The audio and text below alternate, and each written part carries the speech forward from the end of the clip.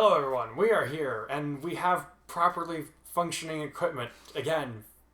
Finally, I was going to say something else, but PG-13. So we have hit the, let's see, what is it? Yeah, this is like what is this? We're coming up on this story almost being a year old here in a couple months, actually. I think it's like 4 or 5 chapters. Cool. Until we hit that point, so I'm excited that, and by the time we hit that, we're actually going to be in the middle of the movie arc, which I'm really looking forward to. But for right now, we're wrapping up the internship arc, and now we've got to get onto the final exam arc, which is pretty short. It's only going to be like a couple chapters, but I'm enjoying writing it. But first, we need to see what you guys had to say about the last chapter, where Kurai finally got face to face with the guy that killed his family. So let's see what they have to say about it. All right, Vendicor, good chapter. Nice to see Kurai hasn't lost himself in his need for revenge. Although it sounds like he's going to give Iida what for, or get him to spill his guts about his internship. Well, Valicord, welcome. I don't think I've seen you in the reviews before, so I'm glad you're liking the story so far. Yeah.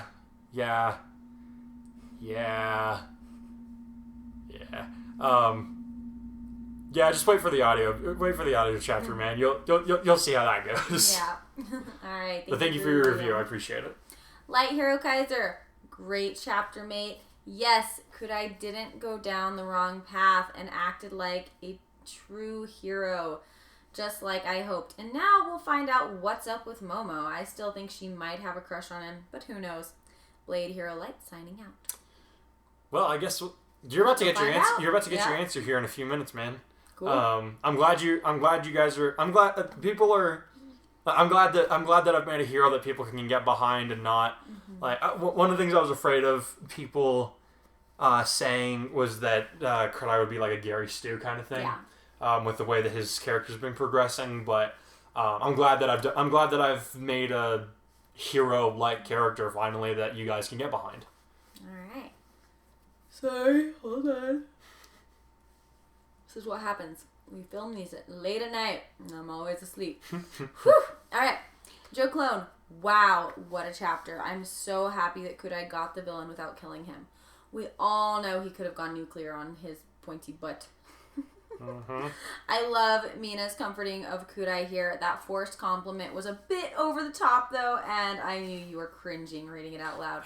Oof. Yeah, oof is right, buddy. Them's the breaks of broadened horizons. A little piece of me died inside. I'm not gonna lie when I had to record that. I thought it was funny. I hope that with Iida and Deku back, we can get back into a stable place with the group dynamic. I mean, as stable as it can be, given Bakugo is ever salty. And there's gonna be Yaoyorozu resolution. Oh boy, I'm predicting a cheese level of fresh Italian mozzarella. In other words, juicy. Sorry. Well, it's actually milky, but that would just sound really weird. And I still wanted to keep the cheese bit going today. Okay, I'll shut up. Just put the sword down, Mataris. What sword? We're gonna move on. Gross, guys. Alright, thanks, your clone. Alrighty, Silly Kita. Your favorite. Yep. You know something? I give up when it comes to predicting you, Mataris, you savage. This was awesome, but I'm still kicking myself for not predicting your more reliable method of coming in. That is being unpredictable, ironically enough. From now on, I am going to keep my guesses concerning your character's developments to minimum, because I just never can tell with you. It's a pretty good compliment, man. Appreciate that, dude. I like it. All right. Thank you. Not really. I just want to complain because I didn't see this one coming. I knew there was a catch. Damn it. Now for the chapter itself. I enjoyed it greatly. There was the rug pull of one of your characters actually doing the right thing without making some kind of terrible mistake first, followed by Gang Orca being a beast and taking a face full of metal without complaining to protect his intern, and him taking a photo with Kai, which was so damn wholesome. I agree. I love it. Speaking of wholesome, that moment with Ashid Queen, which, by the way, I love their hero names, in case I didn't mention it before, was pretty cute and more in depth in regards to character development than I would have guessed it would be, which goes right back to me not knowing what to expect out of you.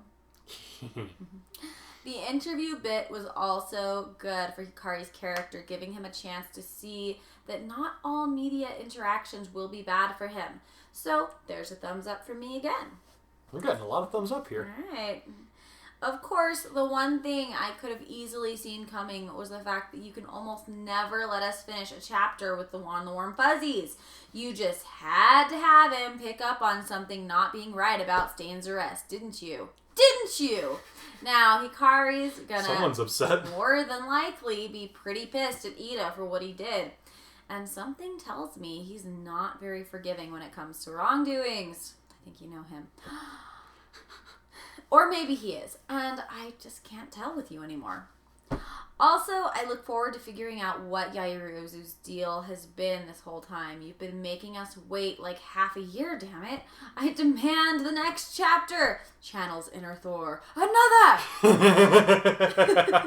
Another! It. That was a fantastic review.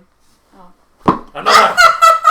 That hurt so bad. You know, for a children's toy, this is like sturdy. Man, I think that's gonna bruise, bro.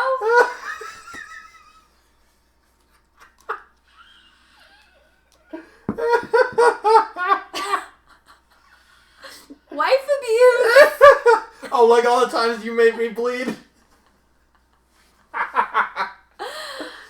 Well, I'm glad this chapter gave everybody so much entertainment, but we probably better move on to the next one so I can get myself back under control, because I'm sorry. We'll be back. I think that's up there with the lemons. Oh, man. No, don't remind me of that. Talk with your fists. A sparring match? Aizawa glanced up at Kurai, who had asked to see him in class after class in private. Why? The boy had asked his teacher to supervise a fight between him and the class rep, since he didn't want either of them to get in trouble if it came to a scuffle, a request that had surprised Aizawa greatly. There's something I need to settle with Iida, and words alone aren't going to be enough to convey what I need to say, sir. The student answered. I wouldn't ask if it wasn't important. Aizawa mused as he looked the boy up and down. This isn't like him, he thought. Kurai normally preferred to settle things without violence, though he clearly had no issue with throwing a punch if there was no other option, like during the USJ attack and the sports festival. The only time that he instigated violence was when he had been overusing his quirk, but that couldn't be the case here. Then again, boys are boys, he thought tiredly. You're sure you can't settle this any other way? He asked his charge. No, sir. Kurai answered grimly. Does Iida know that you want to fight him? Not yet, sir. I'll referee if he agrees to it on 2 conditions, the teacher replied as he scowled at the boy. Don't make me use my quirk to stop the fight. If I have to use erasure, you'll be running laps around after school until you vomit for a week. And you won't be allowed to use Recovery Girl's quirk to heal yourself since you're the one starting this. Nodding in acceptance of the terms, Kurai said, Yes, sir. It won't come to that. Fine, get out of here. You're going to be late for English and I'm not writing you a hall pass. It was at lunch when Kurai was sitting with Mina and their other friends when Midoriya, Uraraka, and Iida sat down at the table next to them, the 2 boys looking a little apprehensive when Kurai quirked an eyebrow at them. Why so serious, guys? He asked them in an even enough tone. No reason, Iida said as he took his seat. I suppose I've just been a little rattled since Hosu. I'm sure anybody would, getting jumped by staying out of nowhere like that. Kurai replied as he turned his attention back to his food. But other than that part, I imagine you guys learned a lot from studying pro heroes in action, yeah? Oh yeah, Midoriya said with a bright smile. Gran Torino was kind of unorthodox, but I learned a bunch of good things from him. Yeah, that's great, Kurai said with a slight smile. He looked back at Iida, who shifted uncomfortably in his seat, his food untouched. What do you say we have a little spar then?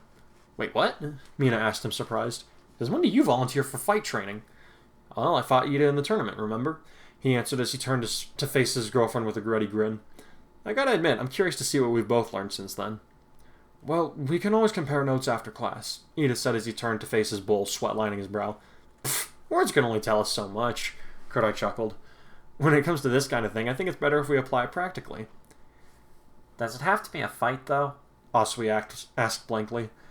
We just got back to school, and I'm sure we'll be getting more practice in that area without volunteering to get beat up again. True, Kurai nodded. Sorry, Iida. I guess I didn't consider how unsettling your whole ordeal with Stain must have been. You probably want to take it easy, reflect on that experience. By now, the others at the tables were beginning to feel like something was off, and they were all quiet as they waited for Iida to answer the implied challenge. The bespectacled student didn't say anything for a few moments, with Midoriya looking back and forth between his friends with a nervous air. Finally, the tall boy looked at Kurai and said, All right, Kurai, if you really want, I'll show you what I've learned. Looking forward to it. This time, there was nothing friendly about the way that Kurai was smiling. All right, you two, Aizawa said from the side of the PE field. The rules are the same as the sports festival. Push your opponent out of bounds, get him to surrender, and knock him out. If I think things are going too far, I'll step in. For your sakes, it better not come to that. Wasn't counting on having an audience. Kurai muttered as he glanced at the stands where all their classmates, sans Bakugo, were watching in anticipation of the match to come. Once Iida had accepted Kurai's challenge, the others in the class had been muttering amongst themselves, wondering why the two friends were about to duke it out, but neither of the boys had said anything about it to anyone else. Apparently, everyone was curious to see which one of them would come out on top this time. Why are you doing this, Kurai? Mina asked him as she stood next to him with her arms crossed. This isn't like you. I know, he said wearily, but there's something about Iida that I need to know, and if it turned out to be right, then I need to be able to talk with my fists instead of just my mouth. Both he and Iida were dressed in their PE uniforms. Aizawa had not permitted them to use their costumes for this match. Is this like a boy thing? Guess so, he grinned weakly. Trust me, I'm not going to enjoy this, especially if I'm right. But even so, I can't turn away from this. What do you hope to accomplish? She asked. I need to know if Iida can be the hero capable of replacing his brother, like he's always wanted, he answered.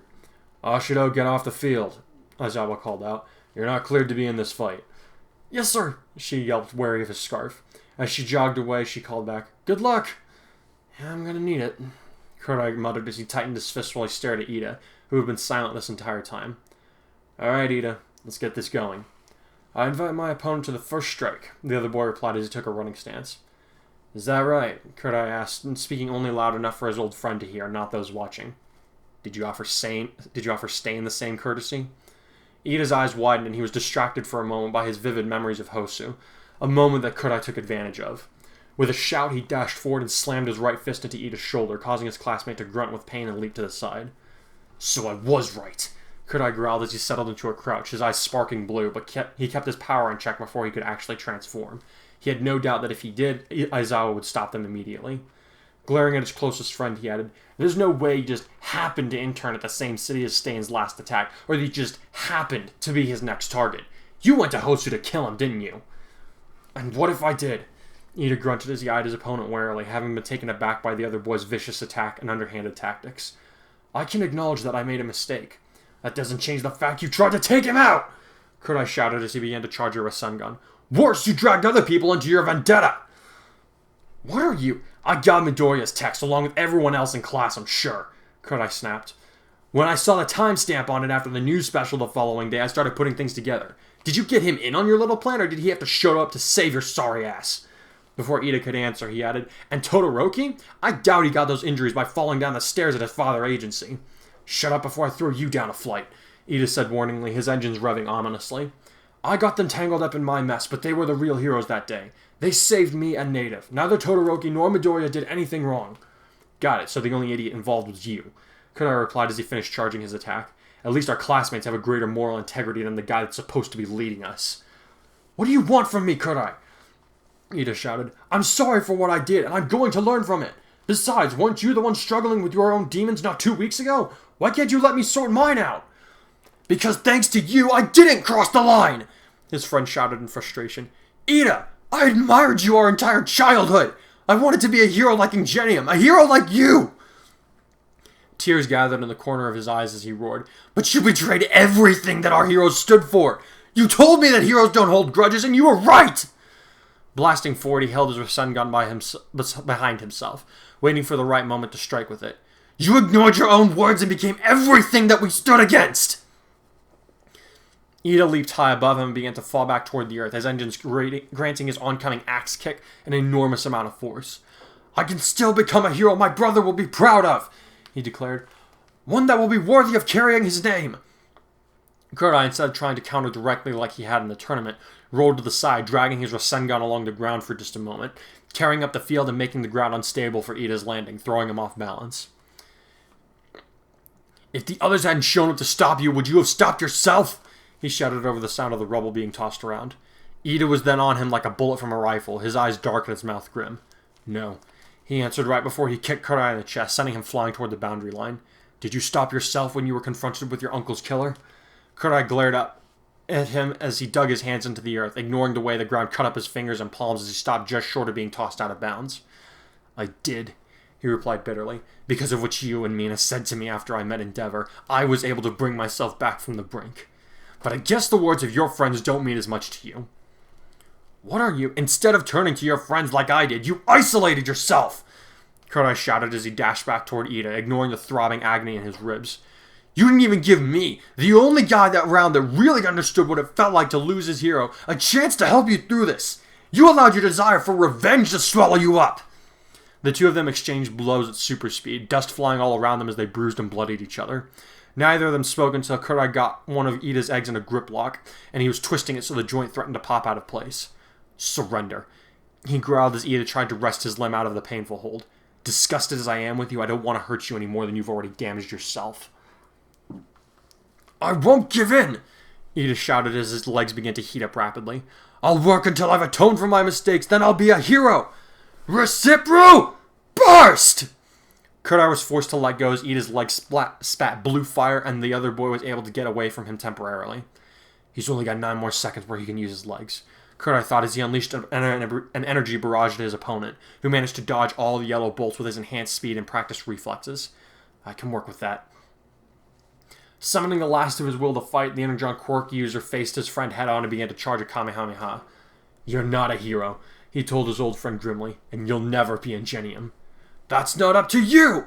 Iida shouted as he came in for a thunderous roundhouse kick that would surely send Kurai flying. "You're right," the other boy replied before he leaped up at the very last second, positioning himself so that he was directly over Iida's head. "It was up to you." He unleashed a beam attack into Iida's back as he passed underneath him, causing an explosion that sent his opponent rolling to the edge of the ring, where he lay unmoving. Kurai narrowed his eyes and walked over to Iida, who was clutching at his chest. He was sure that 3 of his ribs were cracked, which meant that he was going to be in for a rough few weeks without Recovery Girl's healing capabilities. Once he had made his way to his classmate, who was struggling to get to his feet, he planted one foot on his back and said, "Surrender or I'll shove you out of the ring. Your legs have burnt themselves out from your Recipro." "A real hero," Iida grunted as he tried to escape the weight of the other boy's foot. "Will always find a way to endure." "Then by your own standard, you're not a real hero," Kurai said with a stoic face as he exerted extra force into his foot and sent Iida sprawling out of bounds with a grunt. As he gazed down at his defeated opponent, he asked, "Does Tensei know?" "No." "Yeah, I figured," Kurai muttered as he turned around to walk away. "You'd never be able to show your face to him if he knew." Iida tried to get up again, but his muscles failed him and he sagged to the ground, utterly defeated. Since he lacked the energy to even lift his head, he missed the tears that fell in rivulets down Kurai's face, watering the broken field with salty water. As he passed by the stands where all of his classmates were sitting, most of them looking apprehensive at his approach, he turned his face away from them and walked by without a word. He only stopped when he saw Aizawa lying on the ground in his yellow sleeping bag. "Of course." Kurai and Iida didn't speak to one another for weeks after their fight. Midoriya, Uraraka, Kirishima, and even Mina tried to get them to make up, but both of them silently refused every time the subject was brought up. As for Midoriya and Todoroki themselves, Kurai bore no ill will, having heard that they hadn't joined Iida for his vendetta, merely to save his life. Even so, he didn't speak to Izuku as often as he usually did, given that the green-haired boy spent a lot of his time with Iida and Uraraka. At first, the other classmates were wary of the two of them, but as the days went by, things became more relaxed, and Kurai was able to have easy conversations with everyone, save for Bakugo, Yaoyorozu, and Iida. He knew well why Bakugo hated him, but Momo continued to be a mystery to him, and even their mutual friends were unable to work out why she seemed to regard him with barely controlled disdain. The biggest issue their fight had created was that now most everyone in Class 1A knew what had really happened in Hosu, but Eraser had warned them that if any of them breathed a word about it, the entire class would be expelled immediately. That pretty much squashed any chances of the story getting out, since they could all tell that he was dead serious, despite his prior lies about expulsion. Even so, Kurai continued in his academics, earning good scores and devoting his spare time to hanging out with Mina and their other classmates on occasion. Kurai still preferred to avoid being the center of attention during these gatherings, but it didn't turn him into a stuttering wreck anymore either. It became clearer as the weeks went by that Mina was having an influence on how he handled social events, and it was worth mentioning that her test scores were climbing steadily. She wasn't the class brainiac, but she wasn't sitting at the bottom of the listings anymore either. Before they all knew it, the semester was over, and it was time for the final exams. Leading up to the event, Kurai heard a number of rumors that seemed to point to toward a battle against the mechs that had set the bar for the entrance exam, but that didn't seem right to him. If Mr. Aizawa had any say in this test is going to be way harder than the entrance exam. When he mentioned this to Mina as they headed out to the testing grounds with the rest of the class, she turned to him and asked, "Okay, did your pessimism come with an off switch?" "Nope, it's my gift to the world," he grinned. "Hate to tell you, sweetie, but the world wants a gift receipt. No refunds or exchanges, only store credit." "You guys seem relaxed today," Midoriya said as he walked beside them with Iida and Uraraka on his right. "Aren't you worried about what they have in store for us?" "Well, we know it's going to be uber hard, but not impossible," Mina shrugged. "As much as Mr. Aizawa seems to enjoy torturing us, he's never given us a job that wasn't possible to complete, so..." She shrugged and shrugged. "We totally got this. We've all been studying super hard all semester. Now it's going to pay off." "Some harder than others," Iida muttered just loud enough for the others to hear. Mina's expression wilted and Kurai was instantly furious. "Take that back, man," he said warningly before Midoriya or Uraraka could interfere. It was the first time they had spoken to one another in months, and it was already going poorly. "I spoke the truth, and I see no reason why I should retract the truth," Iida said without looking over at his old friend. "You know how powerful the truth can be, Hikari." "Fine, if you don't want to take it back, then apologize." Kurai shot back, holding up a hand for Mina and Midoriya to stay out of it for now. "You didn't say that to be constructive, you said it to be nasty, to her, and me. You know how hard she's been working to improve her academics. Or at least, you might if you'd pull your head out of your ass." "This argument is childish and beneath us, Hikari," Iida said neutrally. "Let it go. Apologize to her right now, or I will pick up where we left off in the sparring field," Kurai said threateningly. Iida stopped walking, causing Kurai to do the same as they faced each other. The others, sensing that this was going to be an ugly scene, pushed on ahead without them, though there were a couple of worried glances thrown back their way. "I thought that heroes aren't supposed to use violence for personal vendettas," the armored boy said quietly. Kurai grimaced, then laughed at himself, smacking his own forehead. "Damn, you got me there," he chuckled. As he lowered his hand, he said, "You're right, Iida. My mistake. Won't happen again. But I suggest that you apologize to our classmate very quickly regardless. And if I don't, then Ingenium learns what really happened in Hosu." Iida stood very still for a few moments, the only sound coming from him the deep breaths from within his helmet. Eventually, he said, "You never used to apply pressure to people's weak points so callously." "What happened?" "I learned to strike back before I got hit myself," Kurai replied bitterly. "I guess I became disillusioned when my best friend turned out to be a fraud." Shouldering his way past Iida, he dashed at his eyes and said, "You've got until the end of the day. I don't make threats very often, and when I do, they're not idle. And before you complain about heroes that make threats, you do well to remember All Might's fight at the USJ." "I did not see that coming," Kurai said as he sat in the exam waiting room. "I know, right?" Mina complained as she slouched next to him. "We gotta make it past actual pros." Eraserhead and many of the UA faculty had just revealed that the students would be fighting one of them in teams of 2 each. For example, Asui and Tokoyami were set to fight Ectoplasm in the second battle. They could win one of 2 ways, either by one of them making it to the exit gate or applying a set of handcuffs to the pro they were fighting. One of the 2 conditions had to be met before 30 minutes passed, or else they would fail the test. Both team members being captured meant the same thing. "Forget the pros, some of us might end up killing their teammate," Kurai muttered as he glanced across the room at Yaoyorozu, who was studiously ignoring him. The 2 of them were set to fight against Mr. Aizawa, of all people, so Kurai knew that it would be a very difficult battle on both fronts. Then there was the fact that Izuku and Bakugo were being forced to team up against All Might, a situation that no one envied. Being forced to work with a bitter rival would have been hard enough, but going up against the number 1 hero in the world? Honestly, I'm not sure which one would be more difficult. He knew that Aizawa had probably set it up to force the 2 of them to learn to work together, but that also made him wonder why the teacher hadn't made him team up with Iida, if that was his line of thinking. I doubt I'll ever understand the guy," he concluded glumly. "Hey, why the long face?" Mina asked him. "I've got to fight the principal, remember?" "Yeah, do you know what his quirk is?" Kurai asked with a slight frown. "No clue." Midoriya?" Kurai asked as he turned to his green-haired friend. "Actually, Principal Nezu is one of the few heroes I don't have data on," the boy admitted, looking thoughtful as he pondered the question. "Sorry, Mina. I think you and Kaminari got the short end of that stick." "Ah, dang it. she pouted. Spotting the electric boy from across the room, she got up and muttered, "Guess I should go see if we can work out some kind of strategy with him."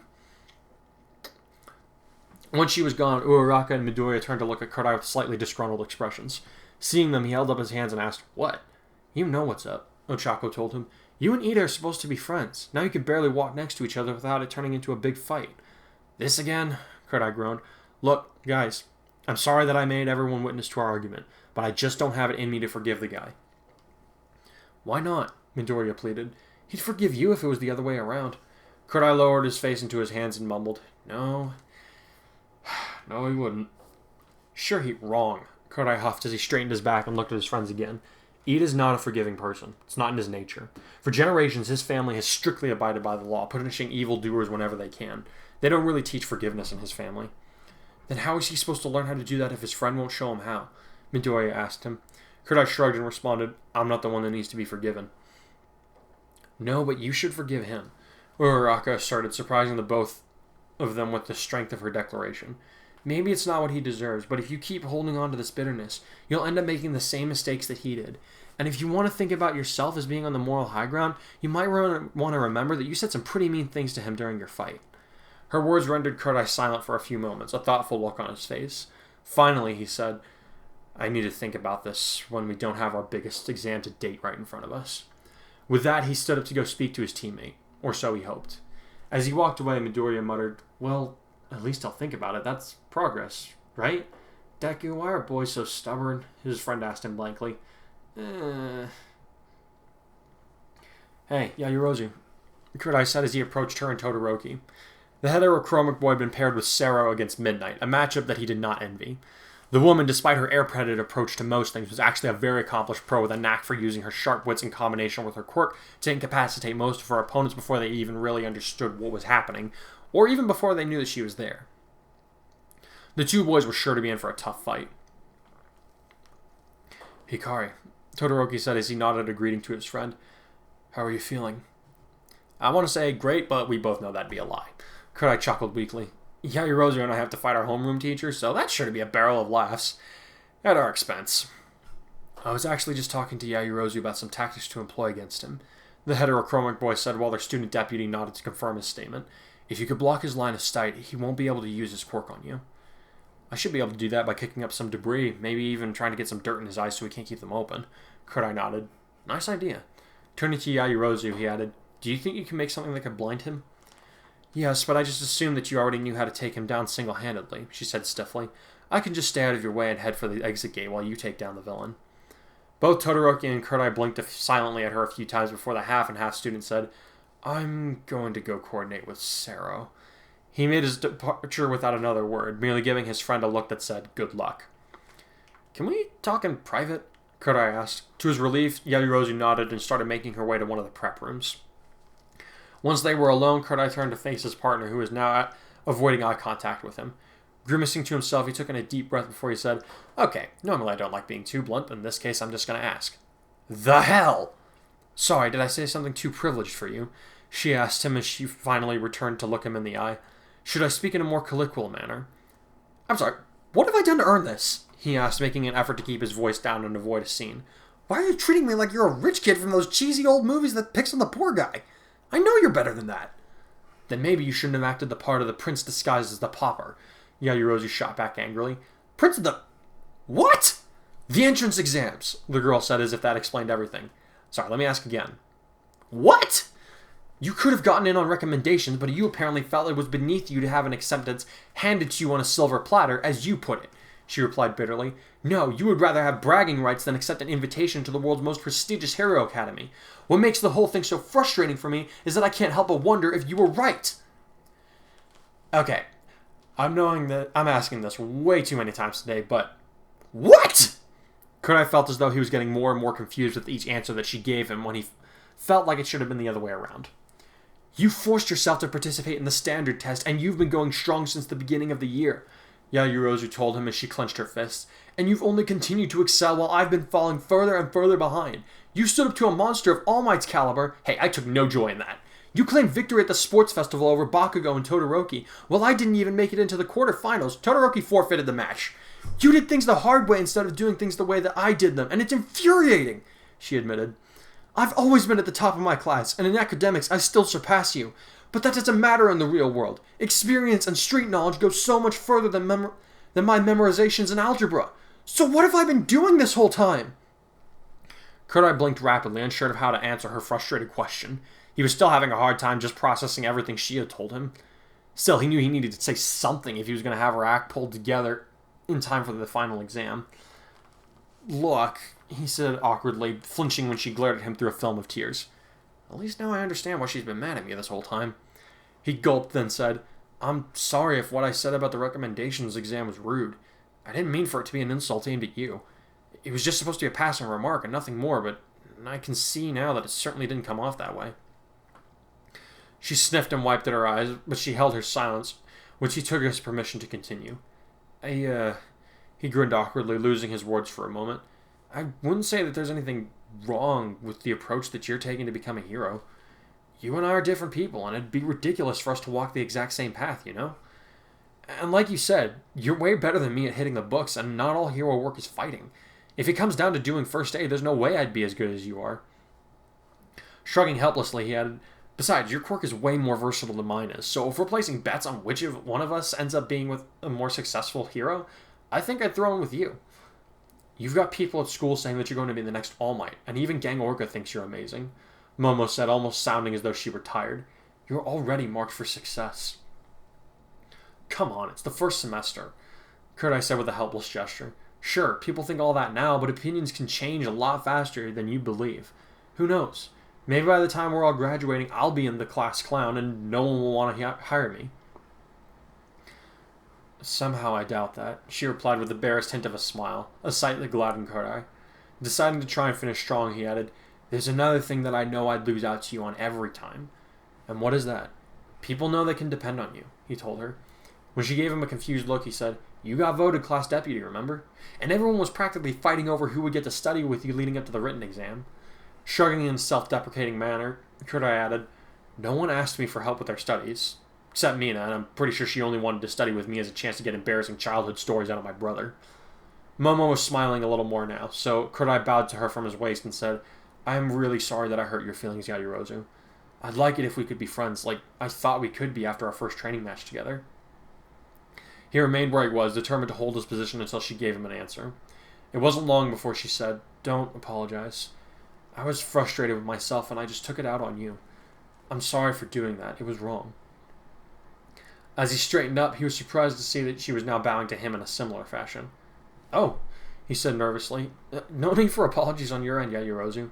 I was the insensitive jerk that caused this whole mess in the first place. Then don't feel the need to apologize to an insecure complainer like me. She smiled back as she straightened up. And to your earlier question, I'll say yes. I'd like it if we were friends too.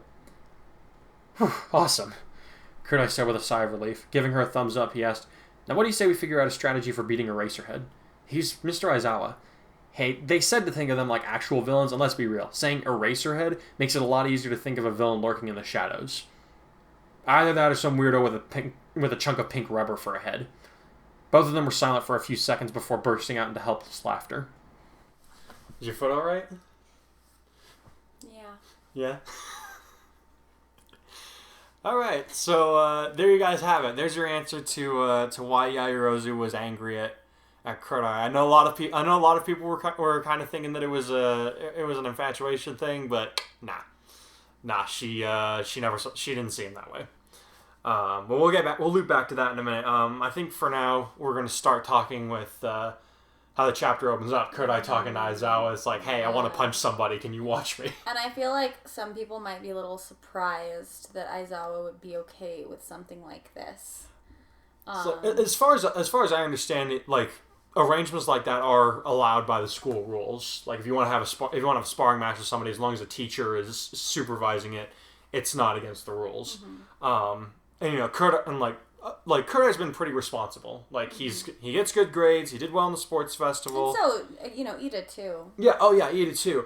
But I mean, Kurai's the one making the request. Mm-hmm. Also, it's like I feel like the conditions that I had Aizawa lay out felt like is like, okay, if you're starting this, you don't get to go visit the healer after the fact. And if I have to use my quirk on you, there's going to be some pretty severe punishments happening.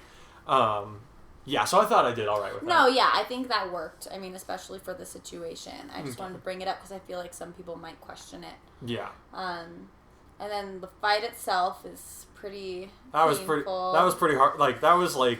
that hurt to write, because it's poor like... Iida. I'm like wanting to cry. I think... He's mean when he's mad. Oh Yep. my gosh. Kurai's pretty mean when he's... That's like... Well, he's intelligent. It's his best friend. It's his best friend, so he knows how to hit him where it hurts, and he's very smart. Like, he... Like, a lot of what we've seen of Kurai fighting has just been him displaying his raw power. But there have been some instances where we... Like, there's also been instances where we see, like, he uses ingenuity to determine how to use his quirk. Yeah, we haven't... He knows how Iida works. I was about to get to that. This is probably the first time in a fight we've seen him, like, really get inside someone's head. Like, he did that to Bakugo during the sports festival, but anybody can piss Bakugo off. Mm-hmm.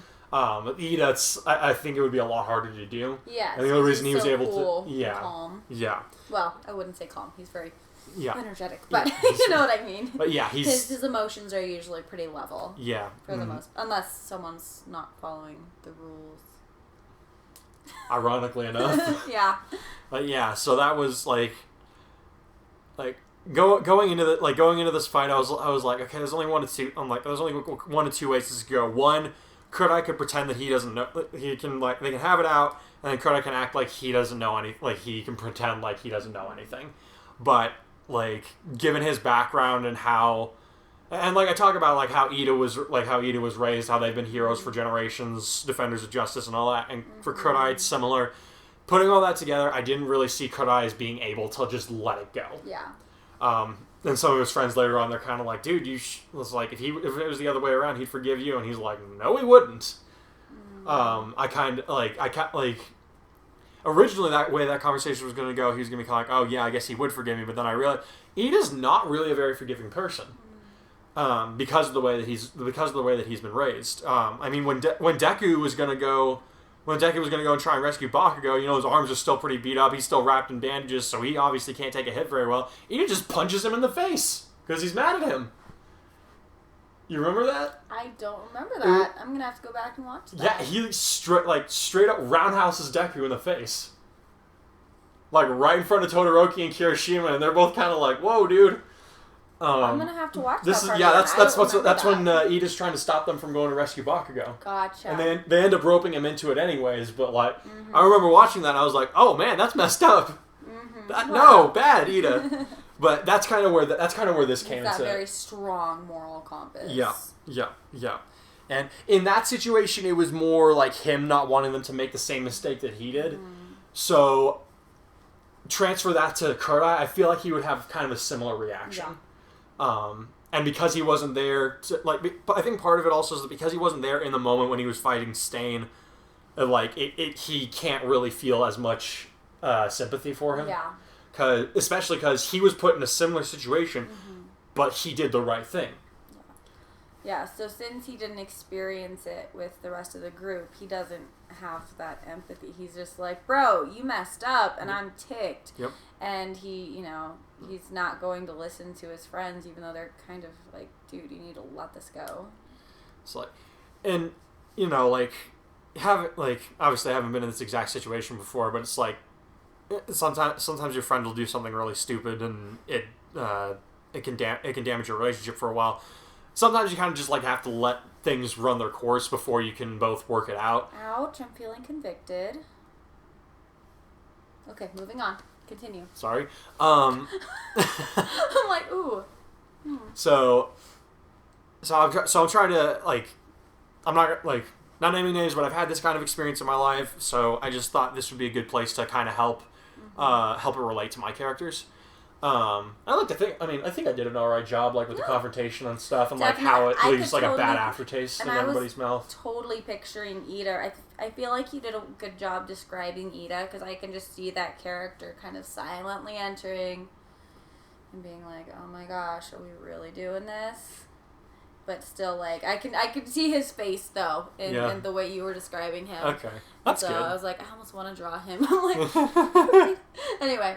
Here we go. Continue. So we had the fight. Bummer.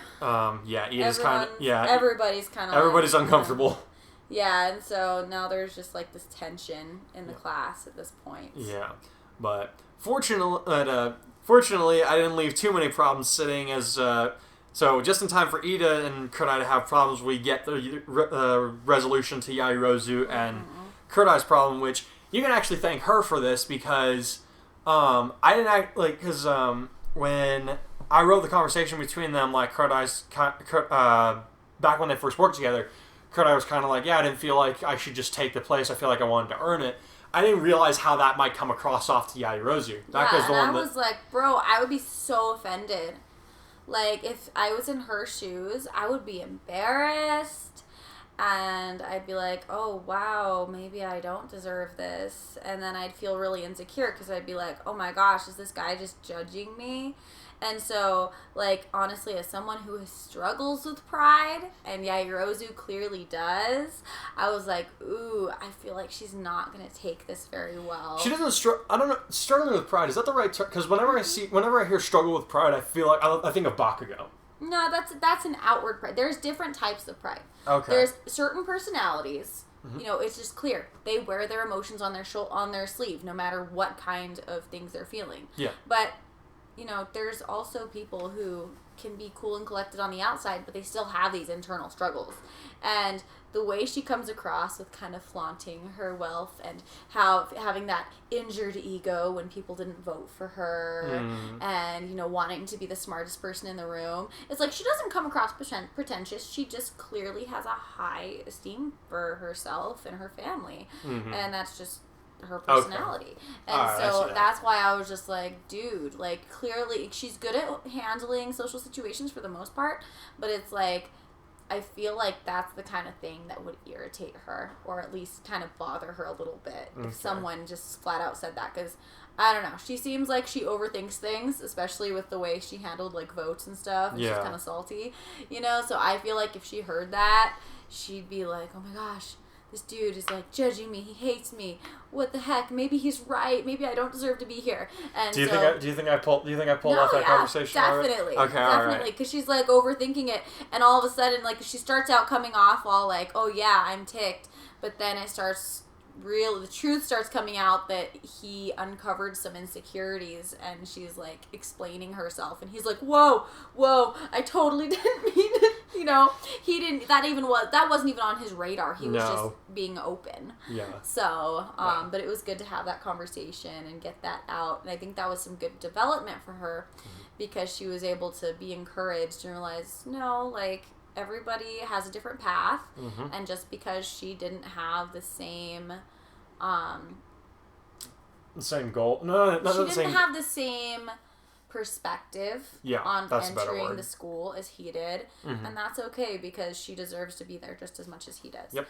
And she, you know, she stays right up there with the top of the class. So I think it was good though, because we don't get a whole lot from Yaoyorozu, and except for, you know, this arc, right? Yeah. When she's fighting with Todoroki, you get a little bit more. She gets a little more screen time at least. Yeah, I do hope we get to get a little bit more of her backstory eventually. Yeah. Because all we know about her family is they're stupid rich. We don't know what made her want to become a hero, and I kind of would like to see that. And then we also have, you know, Todoroki being like the awkward friend. Oh, that was fun. In the middle of the fight, he's just like, I'm gonna go. Yeah, poor Todoroki. And I can see him doing that, because he tends to be the one who's like, drama, I'm out. Like, I've got enough drama in my life. I don't need this. Bye, guys. I'm gonna let you work this out between you. Yep. So that was a fun little moment. Yep. So I guess they'll be wondering, like, how this will be any different from the original fight with Aizawa. Okay. Yeah, I mean, they won't have. You have a different team up against Aizawa. I definitely had to do. She also did strategize with Todoroki. She did strategize with Todoroki, but Kurai has been shown to do some pretty good strategizing himself. What was I gonna say? I like going into the Aizawa fight. Like I'm having to think like pretty hard. I'm like, okay, how is he gonna react to? This is a different power set than Todoroki's. How would he react to this? How would he plan ahead for this? Because Aizawa's not gonna jump in there without a plan. Oh yeah, he's a smart guy. Yeah. No, he's gonna make things very difficult for them. as he loves to do. So yeah, you guys have that to look forward to next chapter. And then I get Psyche references to look forward to. Psyche references? Russian nesting dolls. Oh, right. Isn't this just a rip-off of My Hero Academia? Sorry, if you guys haven't seen Psyche Kate, you need to. Yes, that is a great show. Well, I hope you guys enjoyed the chapter. I hope our responses to your reviews at the beginning of the video were comprehensive. I guess we'll see you guys in a couple weeks for the next one. I'm glad that we have recording equipment working again, and I'm really glad that I have a house where I can set up all the recording equipment that I want. So we'll see you guys next time. Stay plus ultra in the meantime.